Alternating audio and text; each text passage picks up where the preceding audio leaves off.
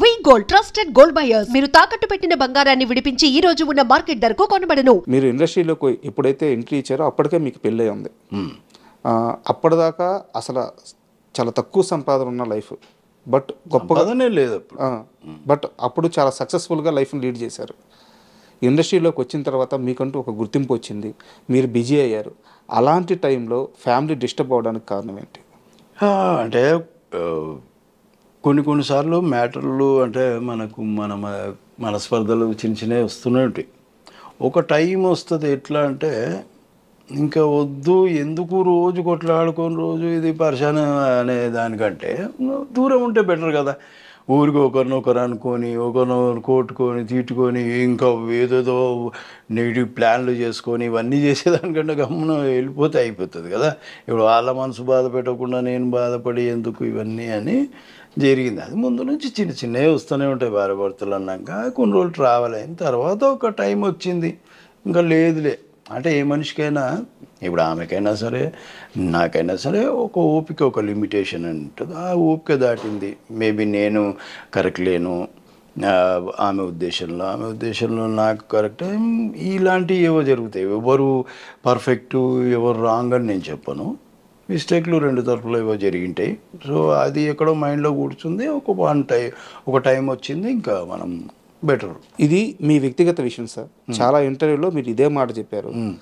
అయితే నేను మీ క్లోజ్ సర్కిల్లో, మీరు సినిమా ఇండస్ట్రీలో క్లోజ్ సర్కిల్లో కొంతమంది, నేను పేరు చెప్పలేను, కో డైరెక్టర్ సత్యం గారు చుట్టూ ఉండే కొంతమంది మనుషులతో మాట్లాడాను. శేఖర్ గతంలో ఒక 12 ఏళ్ల క్రితం తన లైఫ్లో ఇది జరిగినప్పుడు అంతగా బాధపడలేదు, కానీ సరే టైం ఇలా వచ్చింది అలా జరిగిపోయిందని అనుకున్నాడు. కానీ గత 2-3 ఏళ్ళ నుంచి శేఖర్ ఈ విషయంలో చాలా మదన పడుతున్నాడు లోపల. ఆ టైంలో నేను ఆ సిచ్యువేషన్స్ని సరిగ్గా హ్యాండిల్ చేసి ఉండాల్సింది, నేను సరిగ్గా హ్యాండిల్ చేయలేదు, కొంచెం బెటర్గా హ్యాండిల్ చేస్తుంటే మేబీ మేము కలిసి ఉండేవాళ్ళమేమో అని చెప్పి శేఖర్ బాధపడుతున్నాడు. గత 2-3 ఏళ్ళ నుంచి ఈ బాధ ఎక్కువైంది అని చెప్పి నాకు కొంతమంది చెప్పారు. నేను ఏం బాధపడుతున్నా, వాళ్ళు కూడా ఏం బాధపడుతున్నారు, నేనేం బాధపడుతున్నా. కాకపోతే నాదే మిస్టేక్. నేను కొద్దిగా బాగా లేజీ, ఏదైనా చెప్తే విన్నాను అంత ఈజీగా. ఎవరి దగ్గరికి నెల్లు కాలు ఏదైనా వర్క్ దొరికితే మనకు డబ్బులు వస్తాయి, ఆమె వింటే నేనేమో లేజీ ఫీలోని. అట్లాంటివి కూడా కొన్ని ఉన్నాయి నా దగ్గర. అంతేగాని నేనేం బాధపడతలేను. వాళ్ళు బాగుంటే చాలు అనే ఫీలింగే తప్ప ఇంకా వేరే ఏం లేదు. నేనేం మదన పడట్లేదు. అసలు దేనికి మదన పడాలో కూడా నాకు తెలియదు. నేను అంతా అనుకోనే కదా, మేము ఒకరికొకరు అనుకోనే ఇది అయిపోయినాక మదన పడే ఏం లాభం. అదేం లేదండి, అది ఊరికే అది ఒట్టి మాటలు. అండ్ ఈ మొత్తం వ్యవహారంలో శేఖరు మీరు అన్నట్టు లేజీ అని చెప్పి కొంత అన్నారు. అదైతే నాకు తెలిసేసరికి మీరు చెప్తే తెలిసింది. నాకు ఇంకో విషయం తెలిసింది, ఫైనాన్షియల్గా శేఖరు డిసిప్లిన్గా ఉండడు. అది కూడా చాలా పెద్ద ఇంపాక్ట్ అయింది అతని జీవితంలో. అది నాకు ఎప్పుడు అంతే. అంటే డబ్బు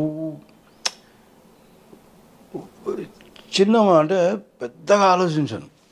ఇప్పుడు ఉన్న దాంట్లో తృప్తి పడడం ఒకటి, నాకు వర్క్ ఉండాలనుకోవడం. అదే ఒక్కోసారి వర్క్ లేని రోజులలో కూడా నేను ఎప్పుడు బాధపడలేదు.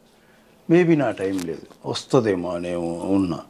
ఇప్పుడు నా వెనకాల వచ్చిన వాళ్ళు ఎదుగుతూ ఉన్నా, చూస్తున్నా, అందరు మంచి పొజిషన్లో ఉన్నారు, నాతో పాటు ఉన్న వాళ్ళు మంచి పొజిషన్లో ఉన్నారు, నేను లేనని నేను ఎప్పుడు బాధపడను.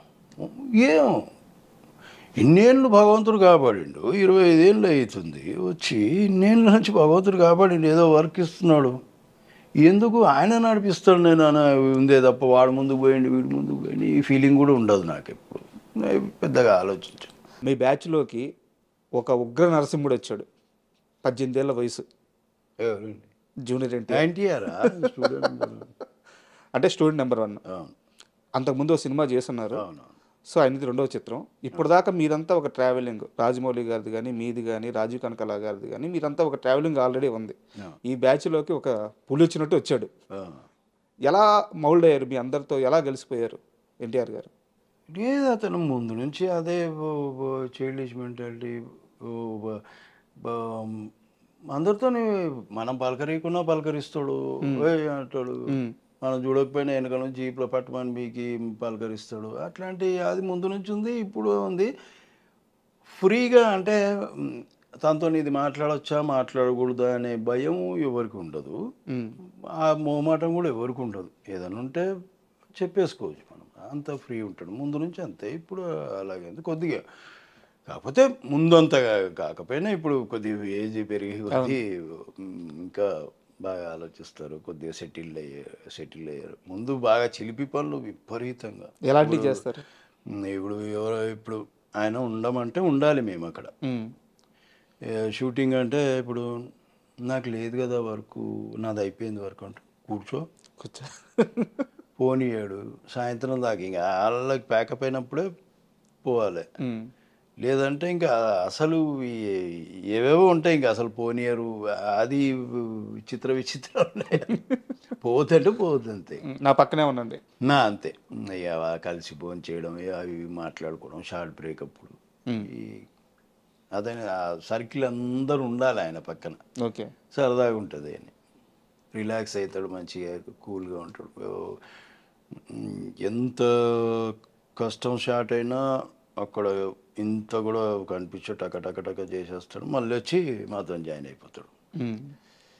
ఒకవేళ ఆయనకి దెబ్బ తగిలినా అక్కడ ఏదన్నా చిన్న ఇబ్బంది అయినా అక్కడ అస్సలు మాది మేమందరం అబ్బా తగిలిందిరా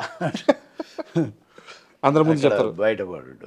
ఇక్కడ అందరూ తెలిసిన వాళ్ళు, అందరూ కలిసిన వాళ్ళు కాబట్టి, అన్నేళ్ళ నుంచి రావాలేను కాబట్టి షేర్ చేసుకుంటారు. మీ వల్ల తనకి ఒక ఫైట్లో స్టూడెంట్ నెంబర్ 1 అనుకుంటాను, ఒక గాయమైన ఆ రోజు ఆయన మిమ్మల్ని ఒక్క మాట అనలేదు. అయితే అయిందిలేరా, అయిపోయింది, కానిచ్చేద్దాం, షూటింగ్ కానిచ్చేద్దాం అని చెప్పేసి చాలా లైట్ తీసుకున్నారు. అలాంటి ఎన్టీఆర్ గారు ఒక విషయంలో రాజమౌళి గారి ముందు మీ మీద సీరియస్ అయ్యారంట. సీరియస్ అవడం మీన్స్ ఏంటంటే నన్ను కాదని వెళ్తావరా నువ్వు అని బెదిరించారట క్రికెట్ విషయంలో. క్రికెట్ విషయంలో ఎప్పుడు గొడవలు జరగలేదు, లేదు అదేం లేదు. ముందు నుంచి మా టీం వేరే, ఇప్పుడు తారక్ టీం అది సపరేటు, ఆ టెక్నీషియన్స్ టీం అది సపరేటు. ఎప్పుడు ట్రిబుల్ టైంలో ఆయనకి ఇంజూరీ అయి ఉంటే రాజమౌళి అదే యాక్చువల్గా ఏమైందంటే మనం మ్యాచ్ ఆడదామని అనుకున్నాం, రాజమౌళి గారు మేము అందరం. అయితే తారక్ ఏమంటాడంటే నేను వస్తా అంటాడు, సార్ ఏమంటారంటే రాజమౌళి గారు నువ్వు వద్దు, రామగారు రాజమౌళి గారు ఇద్దరు వద్దంటే వద్దు ఎన్టీఆర్ని. అయితే నేను రాకపోతే ఎవ్వరు రారు, మీ ఆపోజిట్ ఎట్లా ఆడతారు, మీరు ఆడుకుంటారు, ఎవ్వరు రారు అన్నాడు. ఏమరా నువ్వు పోతావా అన్నాడు. అన్నా నేను పోతావా అంటే లేదు సార్, అది సరదాగా అది అంటే మళ్ళీ ఏదైనా కాలు వెనికిందో, కాలు పట్టిందో, చేయి పట్టిందో, షూటింగ్ ప్రాబ్లం అవుతుంది అనేది రాజమౌళి గారి ఉద్దేశం. ఇది ఇట్లా అంటే ఆడితే అందరం బందోబస్తుగా ఆడాలి, ఒకరు ఉండి ఒకరు లేకుండా అట్లా ఆడొద్దు అనేది ఫీలింగ్. ఇంకా ఆడలేదు, ఇంకా అసలు ఆడలేదు, ఆయన ఆడలేదు, ఆయన ఆడలేదు, మేము కూడా ఆడలేదు.